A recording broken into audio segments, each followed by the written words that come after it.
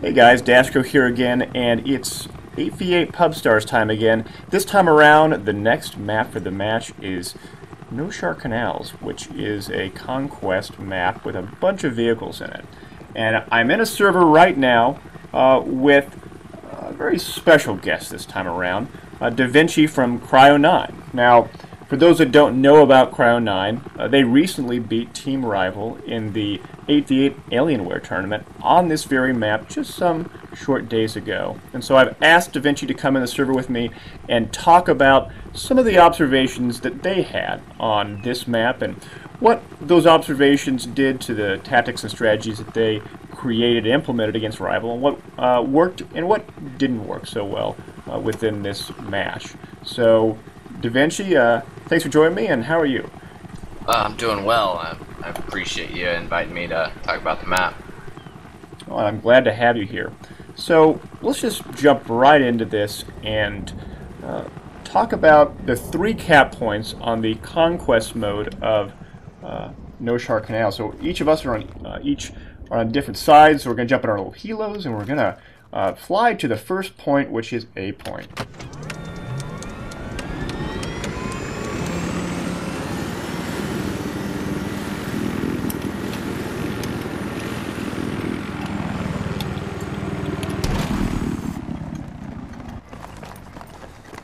And while DaVinci is flying here, A point is the point that is sort of where all the big crates are in the map. It's a point where the cap radius is sort of in a open space, but also sort of in the crates as well. So as DaVinci lands, and he makes a good landing, tell us a little bit about this point, DaVinci, and what thoughts that you had on this coming into this map. Alright, well, basically, whenever we were looking at the A flag, we found out that you can actually be capping this flag from on top where these train tracks are. Actually, if you'll notice, if you get a little too far away up here, you cannot be on the cap radius, but whenever you're near these cinder blocks in this first train track, you can actually cap this flag. So that's a very important part of this flag, is to be able to cap it from up top for the Russians. And then for the U.S. side, the crates provide a good amount of cover from anything like little birds or the tanks up front. But it's a very crucial flag as far as the map is concerned. From what we noticed was that it is very close to C, and it's fairly far away from B. So the flags we were most interested in were A and C, just because of how close they were to each other, and we deemed them the most important flags to have.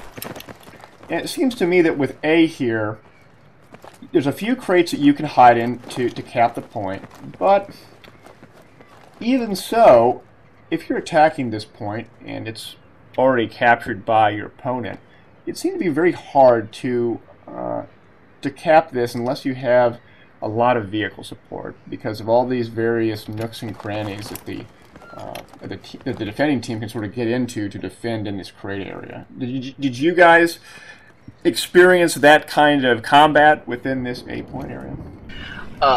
Yes, pretty much. We noticed that for almost every flag is a very very vehicle-oriented map, where you want to have a tank near here, or if you're on the U.S. side, the LAV or the Amtrak, as it were. But mainly you can use it for the proximity scan, because of all the places people can hide. If you roll up in a vehicle and you've got proximity scan up, you can see where the infantry are at and trying to hide. And so the proximity scan really was sort of a key perk to utilize within all the vehicles, it sounds like. Yes, definitely. We tried to stack the perks as best as possible using proximity scan, and the other huge perk you got to run on this map is smoke, because of the air attack helicopters. There's a lot of guided missiles and possibly even people running jabs, but definitely the choppers. So smoke and proximity scan were the two very important perks to run on this map. Okay, let's go ahead and go to C now. Let's just run to C, and while we're running to C, for those that don't know about perk stacking, for vehicles there are certain types of perks, those perks being proximity scan and maintenance, that your gunner can utilize. And once that gunner jumps into your vehicle, you then receive that perk. And even when that gunner leaves your tank, you still have that perk on you as long as you stay in that tank. And so my gunner can run proximity. He can jump in. He can fight with me, and then when he wants to repair, he can jump out. I'll still have that proximity. And so I can stack it up with my reactive armor and other things around those lines. So now we're at C. C's you got kind of a big cap radius, sort of in this sort of central area. Oh, I'm out of it now, and I'm back in it, and I can sort of cap inside. I can't cap inside this this little area where the MCOM would typically be on this map, but I can. There's a lot of sandbags, and I can cap in this yellow crate, so I can use that as well. What observations do you have about this point on C? This flag seemed to also be one where you needed a tank or some sort of vehicle to roll up on, because it's so wide open. There's not much cover for infantry. Normally you're down here on the train tracks trying to shoot at people up top, and you're watching your back, making sure nobody's coming from behind you from A. And so you really have a wide cap area on this train track area. I mean, you can, once you sort of get in this last set of tracks, you can cap it. Wow. Okay. Yeah, this was the one of the better spots was in here or behind that electrical box. But once again, without a vehicle, it's pretty tough to take the flag if they had a vehicle here. Not much cover for you. Okay. Okay. That makes sense. And of the 3 points for the U.S. side, this seems to be, the farthest side or farthest point away for them to capture, whereas the vehicles on the Russian side can very quickly get over here. I could assume. Yes, definitely. The Russians normally will beat you to C, but as far as the United States goes, this is probably the most important flag of all three to have, because of its relationship to the Russia uncapped base. So that way you can basically spawn camp them, keep them from getting out too far with their tanks. You can be putting shots on them as soon as they're leaving, as opposed to waiting for them to set up in a good position and shoot at you from a defensive like high position. So from C, you're trying to deny their ability to move their Russian vehicles from their base either to A or to C, or if you can't deny them outright, you're at least slowing them down to the point that it gives your vehicles an advantage in terms of time to get to the positions that they need to be in. Does that seem about accurate? Yes, that's exactly right. And time is what you need on US, because if your vehicle does go down, it has to traverse the entire waterway to get all the way over to the land. Yes. And I may have gotten a bit ahead of myself. Let me describe the map layout for those that haven't played this version of Noshahr Canals. In this version of Noshahr Canals, there are 2 T-90 tanks on the Russian side. One, what's that, a V-11 or Z-11 light helo on Russian side. There's a few Jeeps. And on the U.S. side, they have an LAV. They have an amphib, which is that mobile spawn point vehicle that floats, that has a grenade launcher on the gunner position as well as a machine gun, and it also has 2 little birds as well as a bunch of PT boats, and that's basically it. So sort of a different dynamic. I mean, you have the 2 tanks, which are clearly dominant from a vehicle perspective, and they're closer to the points compared to the U.S. side. whereas the US side has an APC, which can be effective against a tank if utilized correctly, and an amphib, which is oftentimes undervalued. Tell us a little bit about your thoughts on the amphib. Well, what we noticed was how I was mentioning earlier, time is a huge part of the United States strategy because you have to traverse the entire waterway to get over here. That the amphib is very, very slow to get across the waterway. But if you can manage to get it onto the land anywhere over near A or really anywhere on the map, then you can spawn in, and it takes you less time. Instead of trying to get into a boat to try and get all the way across, you basically have a spawn point over here even if you do not have a flag. So it was very, very useful for us actually to set on A and to use the grenade launcher because the grenade launcher lobs rounds rather than shooting straight.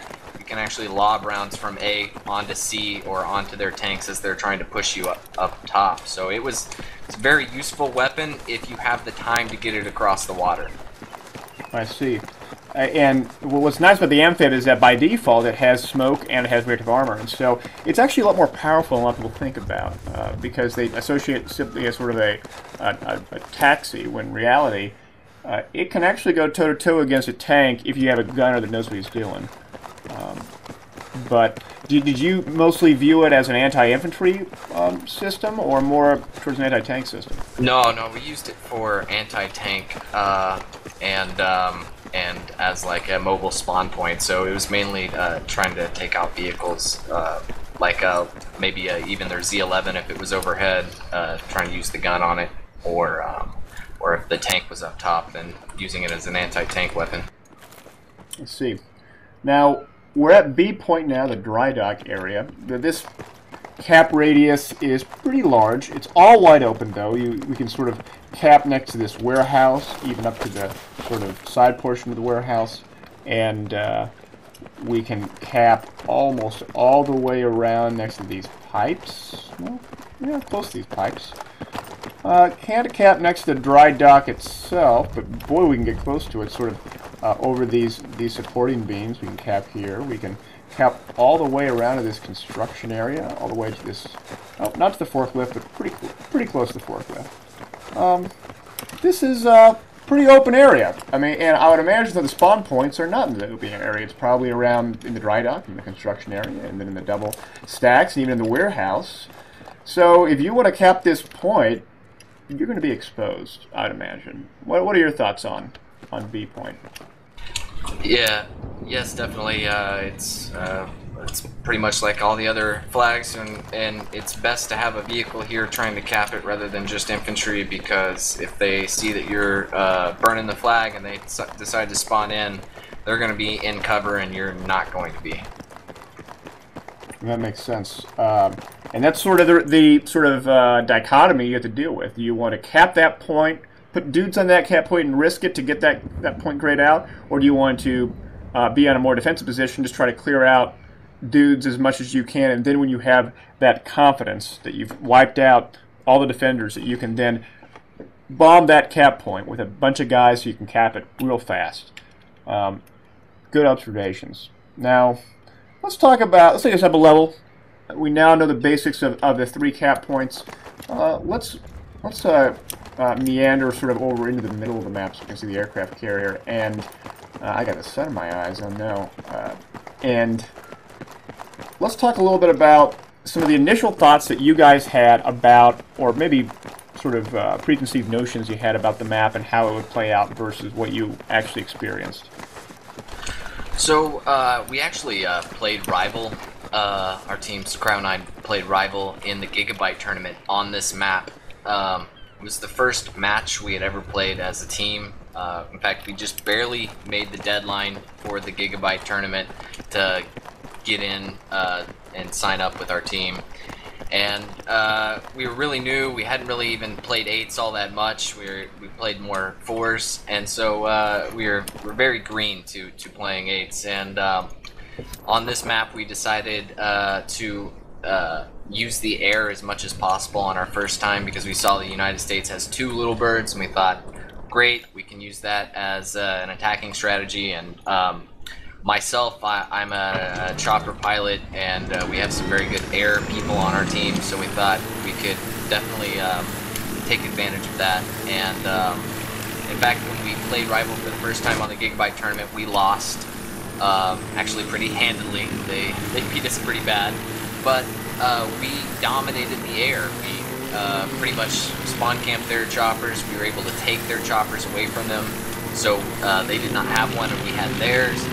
But we noticed that that did not help us win. In fact, we lost really, really, really bad, even though we dominated the air. So pretty quickly we realized that the air was not a deciding factor in this map as much as we thought it was. It's definitely, if the teams are even and you're winning in the air, then it'll help you win, but it's not something to where it's just going to help you win outright if you're winning in the air always. Yeah, that's an interesting point you bring up, because I myself have also experienced the same circumstance.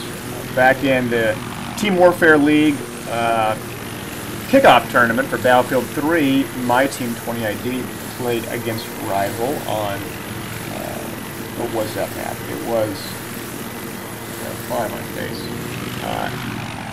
It was the map Firestorm. No, it wasn't Firestorm. It was. It's maybe Damavon Peak.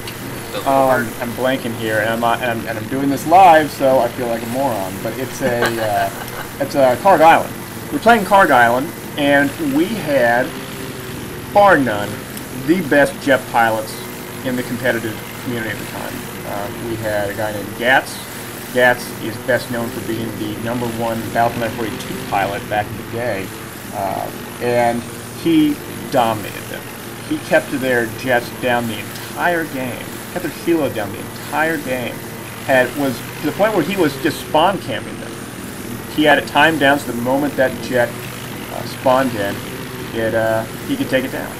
But despite having complete air superiority, we still lost. And we still lost because we only had it was an 8v8 match, like what you just played in, and we had more than half our guys either in the air, in the helos, the jets, or in tanks.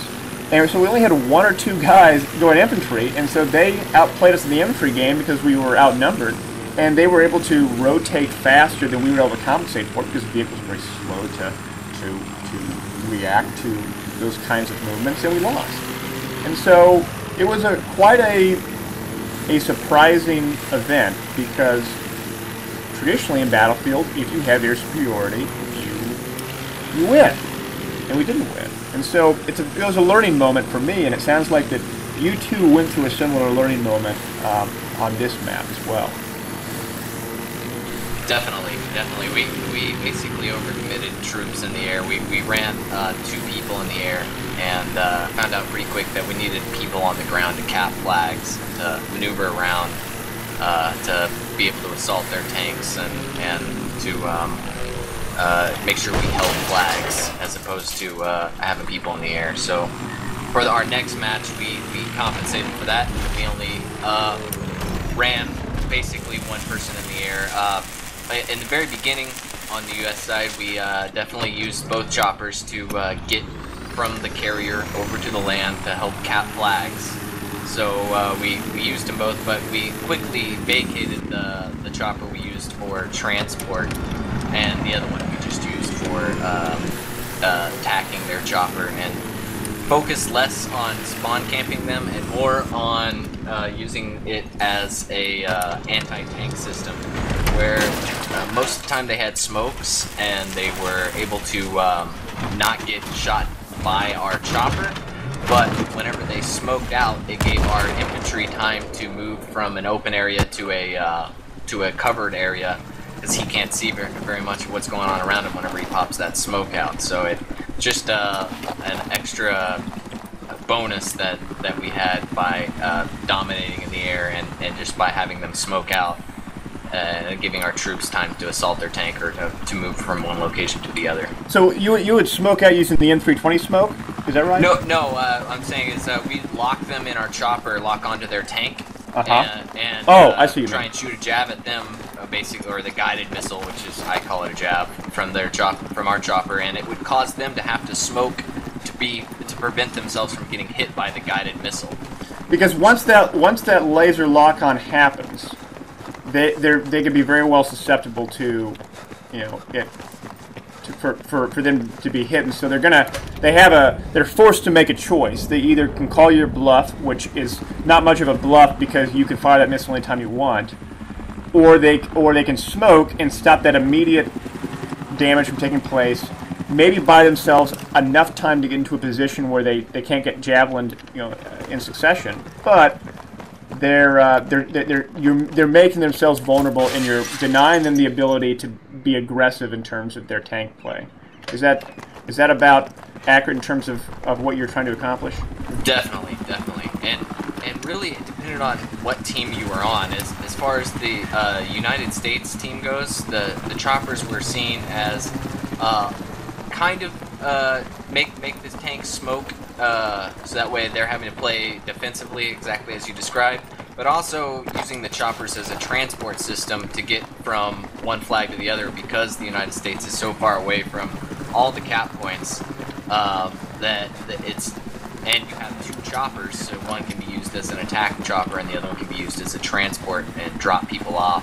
And you can even, we used it from time to time to drop people on top of the tank directly with C4 and just basically bomb them from above.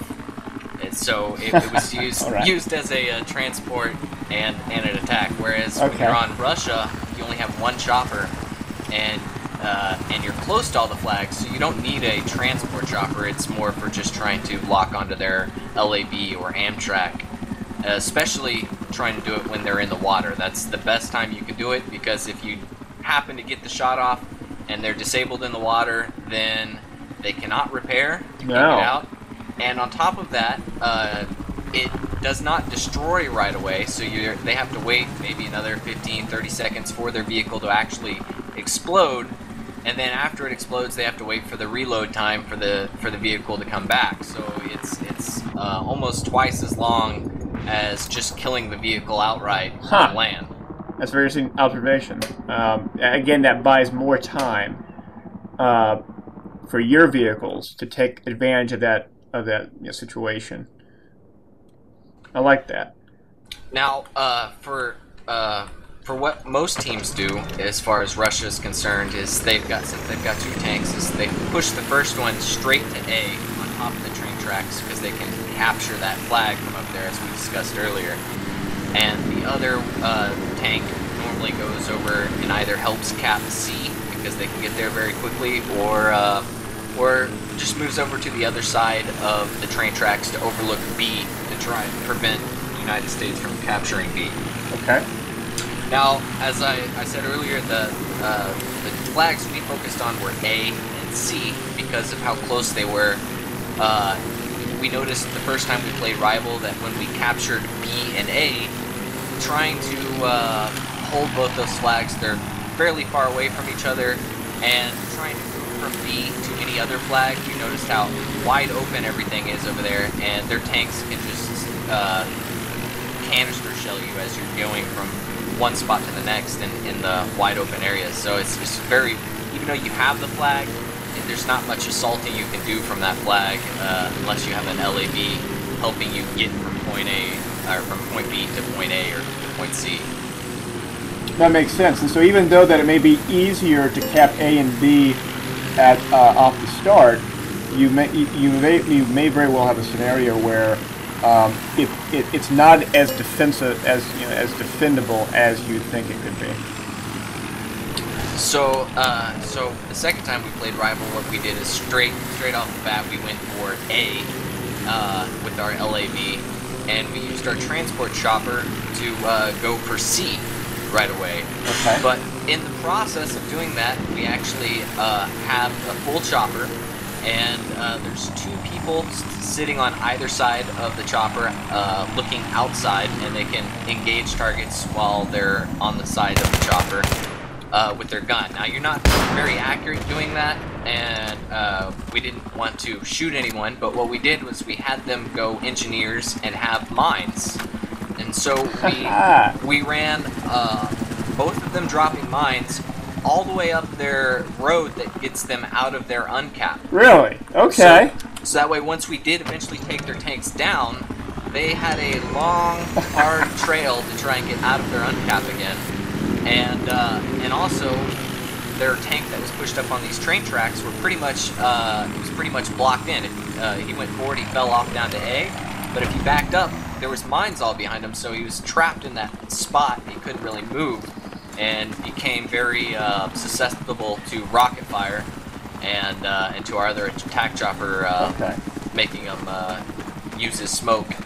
And that's that's a very clever tactic, and I think it's clever because we know that we're going to have one helo in the air that's going to be lasering and throwing a missile at a tank, and so because that helicopter asset is engaged in that kind of activity, their tanks are going to have to run smoke, which means that they're going to also not be running IR or thermal scope.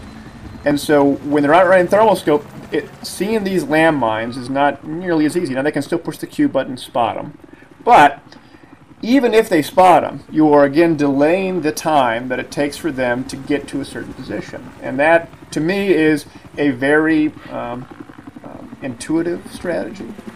Part of a series of tactics that combine together makes sense. Denying them access, those are sort of the building blocks of why I can see that you would be able to get these incremental advantages over an opposing team. So what other things did you do after you had two landmine guys landmine those areas? They jumped on C, I suppose, as well. Yeah, well, first off, I'd like to say we practiced a whole bunch in our server that flying, so that way we knew exactly where to fly to drop those mines effectively as possible, because it's no easy feat to actually get those mines to be dropped in the right spot when you're flying high above the ground in a chopper and knowing exactly where to start dropping, because if you fly low, you're going to get shot at by those tanks. So it's not just as easy as just throwing mines out the window. You gotta know where you're flying and know when to start dropping them. But then afterwards, he, like you said, dropped the infantry off at C, and everyone else who was not spawned in at the time spawned on those people. So we had an LAV at A trying to capture it, and pretty much our entire infantry squad spawning in, on everybody who was available on C trying to grab C and fire at the tanks. In the meantime, our chopper flew back to B while they're engaging everyone at C and A, and was able to capture B pretty easily because they're worried about all the people on C and the LAV on A. And now, did you capture using hover cap, or did you capture sitting guys down? No, actually, he was able to hover capture the flag on B because they were so distracted by our other attack chopper shooting at their tanks, making them smoke, our infantry all over C, our LAV on A, that they didn't even really see or worry about our chopper on B. Which is probably better if we would have had somebody drop out, but just by the sheer luck of things, they were so busy with us over there that they didn't even see our chopper capping this point. I mean, it is a bit risky, but if you can do it, you are essentially creating greater effectiveness out of that helo, because that helo can cap it, and then he can maneuver and get to another point very, very quickly. Helicopters are, the most maneuverable assets within the game, and even though jets may be a little faster, jets, they take strafing runs. They go back and forth. They do circle eights and they do loops.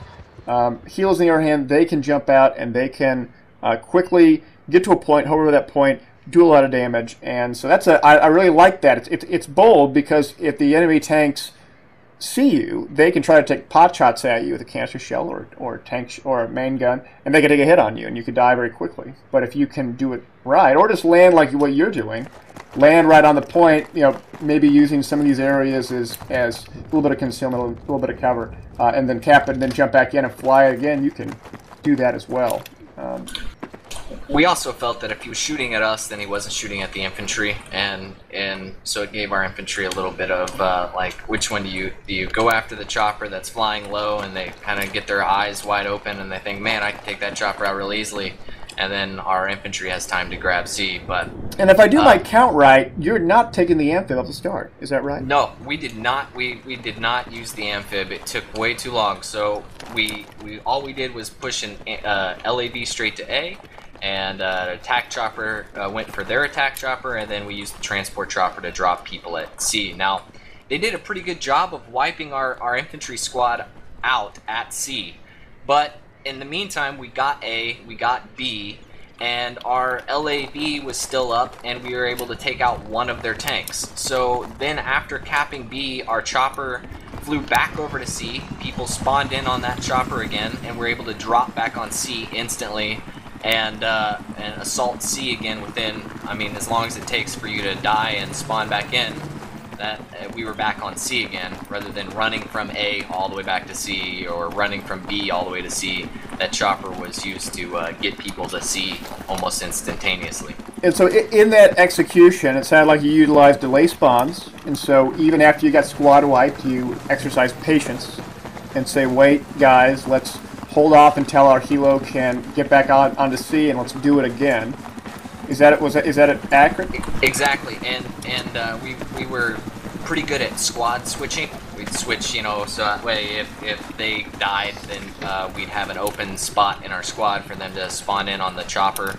And the guy that, like I said, our choppers were superior to rivals choppers, so even if we were to lose the chopper on B, we still had the other chopper that was engaging their chopper and had won his fight at this point in time. So at worst case scenario, they take down our chopper capturing B, but our other chopper is still in the air, and we could just spawn on him and drop down to C. But definitely managing our spawns and waiting for that chopper to get over C and spawn there and drop, because you're gonna waste too much time trying to get from one flag to the other by running there. It's very wide open for tanks to be shooting at you, so it was really important for us to spawn in on choppers and parachute down as the United States to grab flags. Now, in implementing this and executing this strategy, I would suppose then that you didn't actually bring up the amphib until you actually had C. Is that something you guys did, or was amphib just going up anytime you had a chance? The Amtrak was, what we wanted to do is, as soon as we took out both tanks, and they had to happen pretty quickly together, not one and then 5 minutes later take out the other one. They had to happen quickly, one right after the other. And if that happened, we were going to have somebody suicide and go get the Amtrak, or if somebody's dead, then go ahead and grab the Amtrak. But it's such an effective weapon, we definitely wanted to use it. It was just timing. We needed to have both their tanks down to give us enough time to get across that waterway. And on this map, what is the respawn time for the tanks? Is it 45 seconds or a minute or closer to 30?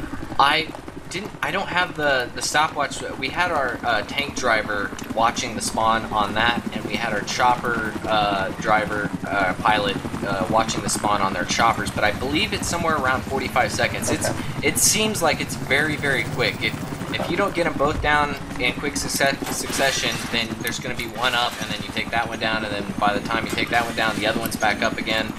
And so, because they spawn so quickly and they're so close to the flag, we tried to have people up in the hills shooting RPGs at them, but we told our infantry that they should be running mines, and that if they don't drop every single one of their mines when they're alive, then they're not doing their job. We wanted mines all over the place. Yes, yes. And one thing that I've seen a lot of teams utilize is a successful strategy of creating a minefield, between the Russian spawn point and that sort of road area and the fence area. I'm going to run to it between C and A. Even if they're running IR or thermal, and they can destroy all those landmines. Again, it increases the amount of time it takes for them to get to a point, which means that's more time for the defenders to bleed them out and to hopefully get the advantage on them. And so, very smart tactics in that respect. Let's talk a little bit about Russian side, though. U.S. So we mostly understand your rationale. So you come into Russian side, you have, from a skill perspective, better helicopter pilots, but you only have one helicopter, and they have two. What did you do, and how did it turn out? Well, first off, I'd like to say that Russia is the way easier side on this map, and pretty much if you're fighting two equal teams, the Russia side is always going to win. It's mainly about how many tickets can you bleed off them on US. So that way, when you fight on Russia, you want to have the most tickets as possible, and bleed the most whenever you're on US side, because you know you're probably going to lose the US side. You're just trying to bleed as many tickets as possible, so that way you have less tickets to worry about when you're on Russia. You can hold with the most tickets or whatever. And in the Alienware tournament, it's about tickets. It's not about just winning a side. So if like in the Gigabyte tournament, if you won by 1 ticket, it's the same as if you won by 30 tickets. I see. So anyway, so that was our goal on US, was to bleed as many tickets as possible, so that way it made our job a little easier on Russia. Now, on Russia, you're right, we do only have one chopper, but most teams do not use both choppers, and if they do use both choppers for attacking, then there's less people on the ground to defend the flags or to capture flags. So it's mainly a one-on-one chopper battle, and if anything, they might use 2 choppers in the very beginning to try and attack your chopper, but then they go back to just a one-on-one chopper battle. The 2 tanks, we tried to position them in the same spots as Rival did, kind of where we told you, one on top of A, the other one over to the left, overlooking B, and we had mainly just people trying to hold C the entire game. We thought if we lost C, then they can start laying mines in our spawn, and it caused all sorts of problems. So our main flag we wanted to watch out for was C, and therefore we had our tanks never very far away from C. They didn't go all the way over to B, they didn't go down to A, they stayed up on the train tracks where they could cap A, and they stayed up on the train tracks on the left overlooking B. So that way if we saw C was being assaulted, we could quickly get back to C and hold that home flag. And so even if they were to get B, when you're playing Russian side, you're essentially giving them B, let them have B, but if they want to try to use B as a starting position to get to A or to get to C, they're in a huge amount of pain, because they essentially have to do a cannonball run and go through a bunch of canister shots and an inventory and what have you.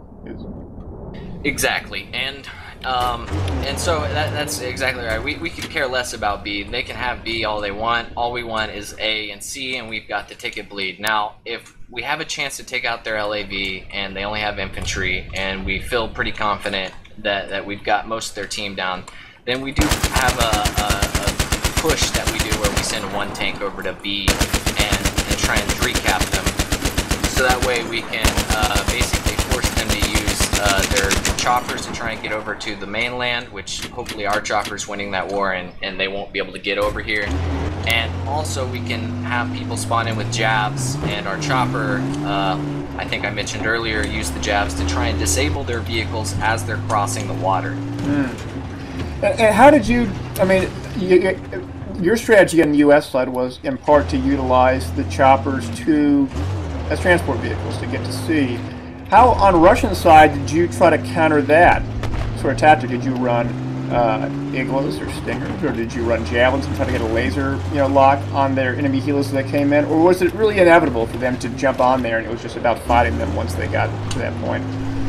In the very beginning, it's inevitable, because they can get there really, even if you do use a stinger or anything to disable them, they're still going to be able to drop out of their chopper, they're still going to be able to get there. So the very beginning, you're just going to have to clear whatever group of people jump out. But afterwards, we basically used our tanks, can shells, and the gunners to hop in the laser designation on the chopper, or on the tanks, and used jabs to try and shoot at them, and used our other chopper as basically a chopper support. So our chopper just focused on making sure their chopper stayed down. They didn't use them for transport, and only really tried to lock their vehicles if they were in the water. But they were just basically on chopper duty. Our chopper watched for their chopper, and I see. so on. And so the chopper targeting those vehicles was very much a secondary objective, because if they can take those choppers down, you can deny them the ability to get to sea quickly, and it allows you to bottleneck them. That's what we want to do. We want to create bottlenecks and create advantages for us. Okay, that makes sense. Beyond that, were there any other aspects to the Russian side that were sort of interesting, unique, or perhaps different than what other teams do that you utilize?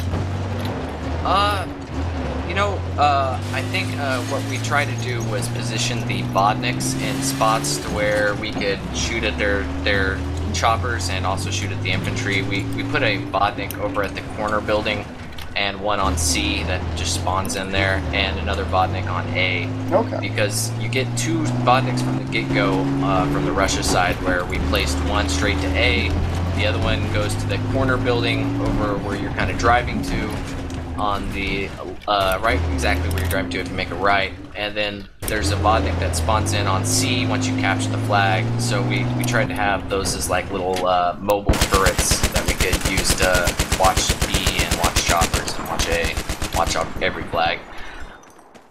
But that's about it. That's pretty much all we did for the map, and luckily it came out with the victory, but that's pretty much all the tactics and strategy for this map.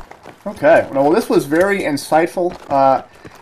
Looking at how this map is played, observing what options are for each side, and just describing out what would be the most viable and what provides each team with the biggest advantage, allows us to better understand where we should put our guys and where we shouldn't put our guys. And so this is very, very interesting and helpful, and I think a lot of people who watch this video will appreciate this series of thought patterns that we went through to describe how you build certain strategies that are successful or not, and how you try certain tactics, and some of them may work, some of them not may work.